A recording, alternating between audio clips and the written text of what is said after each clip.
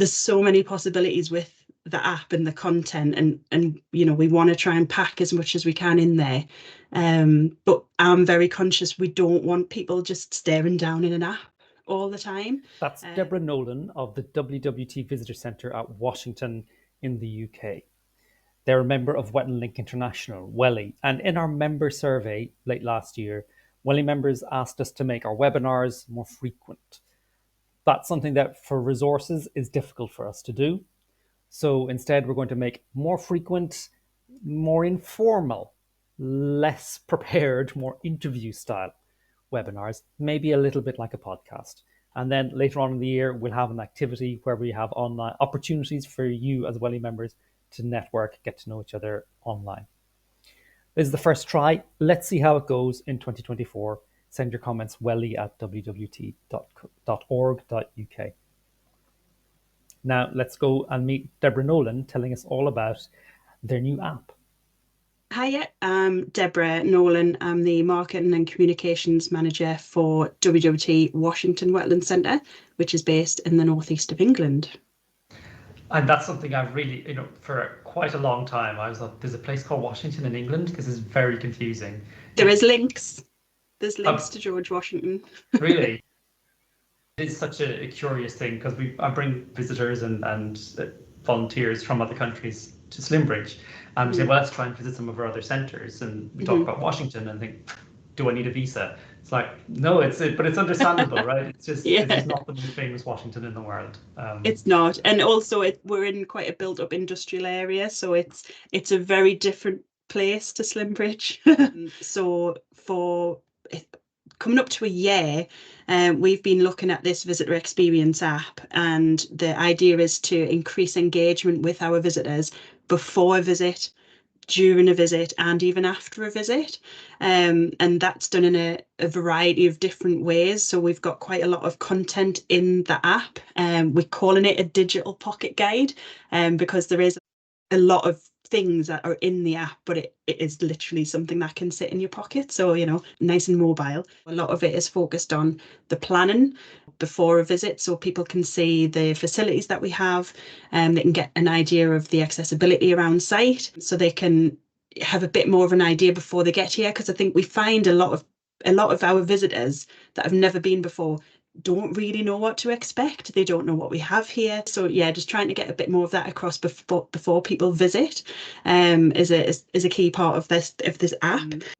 But then within the app, there's a lot of information around the collection species. So the different exhibits that we've got, the various habitats that we've got, all of the collection species have got their own page tab, call it, within the app, but they've got their own area, and that will highlight fun facts, so a lot of key information that's above and beyond what may be on the interp boards. And we've put some quizzes in there, so we're starting to just pull some of the information from the facts and what they might say on site into these little quizzes that people can enjoy, during a bit of a lunch break, or if you need the kids to sit down so you can have 5 minutes. That's the idea, is just to get them engaged a little bit further, but it's a bit more interactive.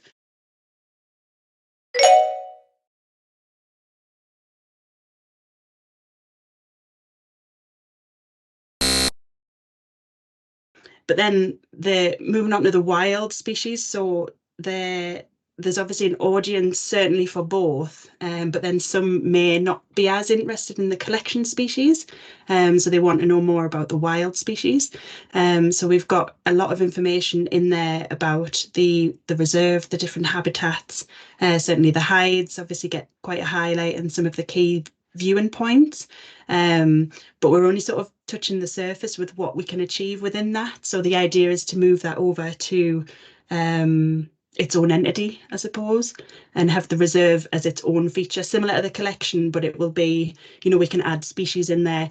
Huge kind of undertaking, because there's hundreds of them, but we know what comes to our site regularly. We know what seasonally we'll see, and so if we can get all that information in there as well, there's so many possibilities with the app and the content, and we want to try and pack as much as we can in there, but I'm very conscious we don't want people just staring down in an app all the time.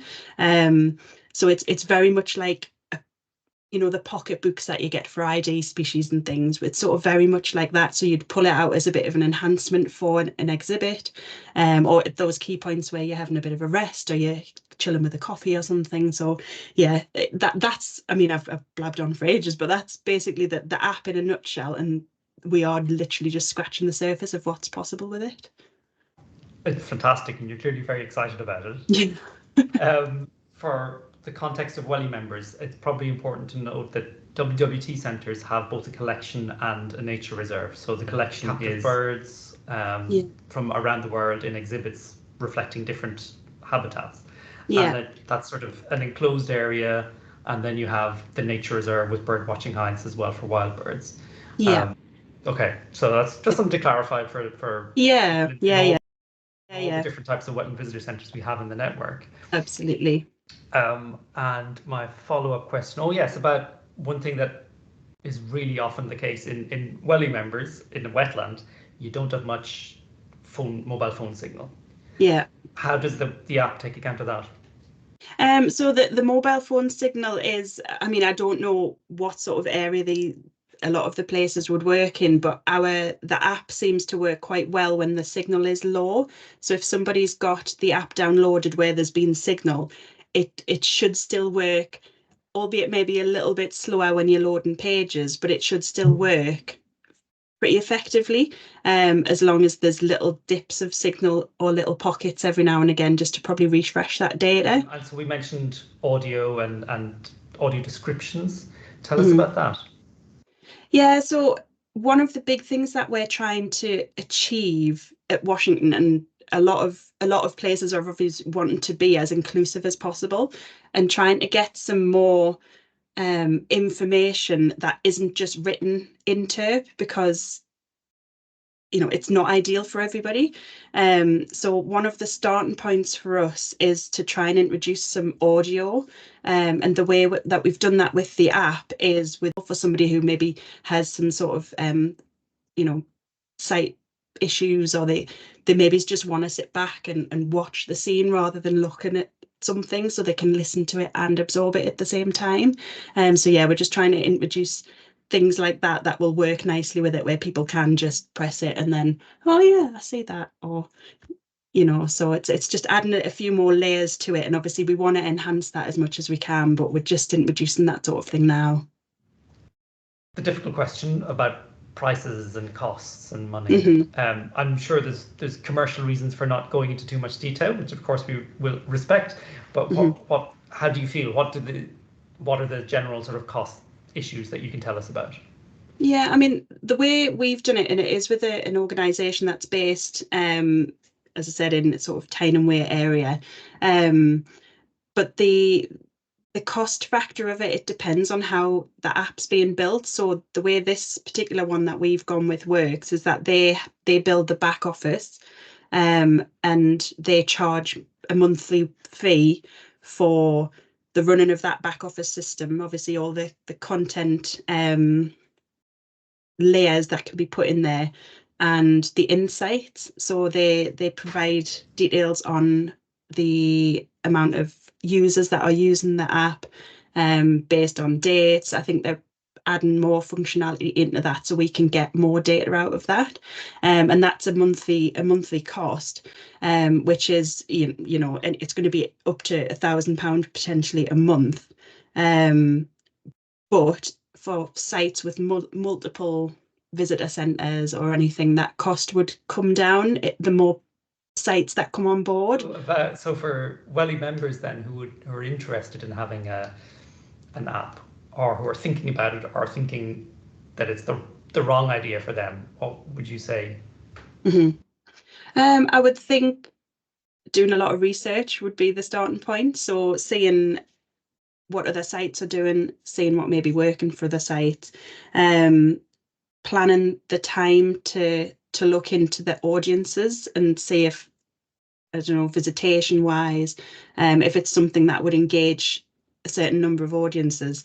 For Washington, a lot of people that come for us are sort of that family audience. So it's people similar sort of age to myself that are regularly on mobile phones for a variety of reasons, but they plan their days and school holidays and that sort of thing based on what you find on a phone. So the app works kind of perfectly with that. So people can look exactly what they're wanting to find. So it I think for people that were thinking about it, it would be, is that audience there? Is it the right sort of tool for them? Obviously do their research, but one of the key things for us is that I'm quite digitally minded, and it's a project that's been quite, which you can tell as I'm talking, it's something that I'm really passionate about. And because there's a lot of time needed to add the content, so the organisation that we use create the sort of management system, but they don't add the content. That's all down to us. So it's been, I don't know, I'm trying to think, 200 plus hours to try and add content in, and that's around obviously other jobs and sort of the visitor centre needs every day. So plan that time as well. So if that's something that is just out of reach, or next year we'll have this extra person, then that might be something to plan ahead for. But it does take a lot of concentration, a lot of resource, a lot of time to put all of that content in there. And then, of course, it's keeping that up to date. So adding events and adding news and making sure times are right and everything like that. So it's just keeping all of that up to date. So it's making sure you've got that resource and that time factored in, for if you are planning on doing some sort of project like this. There's a sort of follow-up question to that, I suppose. Can you tell me when it was launched, if you've had feedback yet, things like that? Yeah, so we started putting all of the information in from July, and then we did some testing. So for about 6 months we were loading content, and then from about November or December we recruited some people, most of which were members, but that was just how they came, to do some testing for us before it was live. So looking at certain features and does that work? Does that make sense? How could we improve it? So we started doing that for a couple of months, and then it went live in the App Store at the start of February, so very recently. And we've got an incentive in there for a discount for people who want to book and visit. And we've seen nearly £1,000 worth of sales within that already. But it's about the engagement side of it for me, and trying to make sure that people are using it to plan their days and to sort of make what's the word? Make the experience while they're on site that bit more. So that's one of the things that I'm also going to be keeping an eye on. But yeah, we've had some great feedback. That's Deborah Nolan of the Visitor Centre at WWT Washington in the UK, a member of Wetland Link International. If you are a member of WELI and you would like to find out more about their app, or get in touch, or have some communication with them, then visit the WELI website, wli.wwt.org.uk. Find the link there, search there for Washington, or go to the members tab and you can search by country or flyway or region. And that's it for the first 2024 short form WELI webinar. If, as a WELI member, you would like to join us for a similar informal chat like this that will spread around the world on the internet, then get in touch. Maybe it's something you're doing that's really successful. Maybe it's something where you have a need, where you would like advice or support from other parts of the network. Either of those, send me an email and we can record. My email address, find us at wli@wwt.org.uk.